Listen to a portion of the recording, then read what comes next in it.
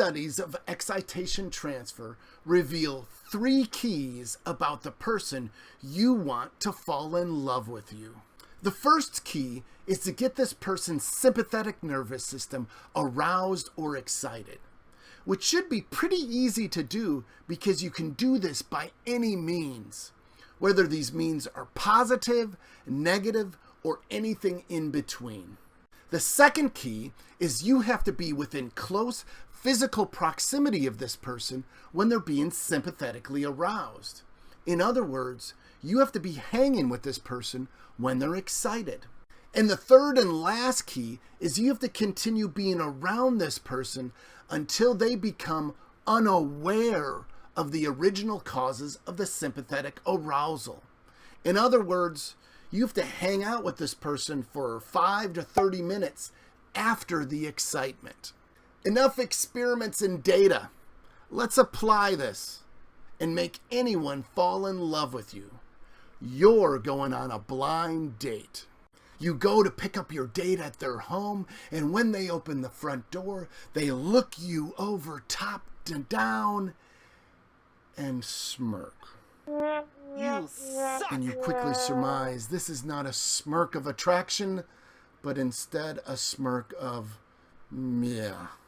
Now, if this was to happen to you in any other situation, you'd be psychologically devastated. Your self-esteem would be crushed, and you'd likely go into a deep, dark depression that begins with eating gallons of ice cream. But this isn't any other situation because you subscribe to 5MI Weekly, and you're about to use the 3 keys of excitation transfer to make this person fall in love with you. These keys determine what you're going to be doing on this date. And what you're going to be doing on this date needs to be exciting your victim of love's sympathetic nervous system. For instance, you may begin your date with a drive in your convertible, or better yet, on your motorcycle, to an amusement park, where you together ride a Ferris wheel, several roller coasters, and lots of bumper cars. Next, you drive to a movie theater and watch a horror film. Then you drive, and how should you be driving? Can you say fast? To the nearest big city for a late night bite to eat at a restaurant atop the tallest building in the city. You end this date by taking a nice, quiet, leisurely stroll through a peaceful park. I promise, by this time, your victim of love will be doing anything but smirking at you. Using what we learned about classical conditioning last week and the physiology of love the week before, we can model exactly what is happening to your victim of love. You are the conditional stimulus within this classical conditioning model. How does it feel to be a conditional stimulus? When you first met your victim of love, they didn't automatically react to you in a positive or negative fashion. Instead, they merely smirked at you. You were inert to them. Following this smirk, you selected what you would be doing and where you would be going on your date, based solely on exciting your victim of love's sympathetic nervous system.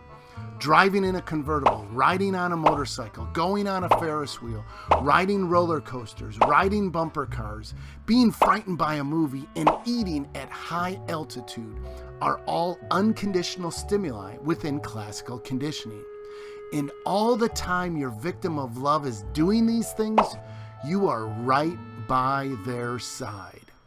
Following this excitement, you systematically selected how to end the date in a nice, quiet place where you are the most prominent and obvious part of your victim of love's environment. During this time, the transfer of arousal becomes complete and concrete. You, instead of the unconditional stimuli from your exciting date, will be causing the sympathetic branch of your victim of love's autonomic nervous system to become aroused. Now, using their central nervous system, specifically their brain, Your victim of love has to figure out and interpret why you are arousing them. And the most likely interpretation of a person who is causing one to be aroused and excited, I think I'm falling in love with you.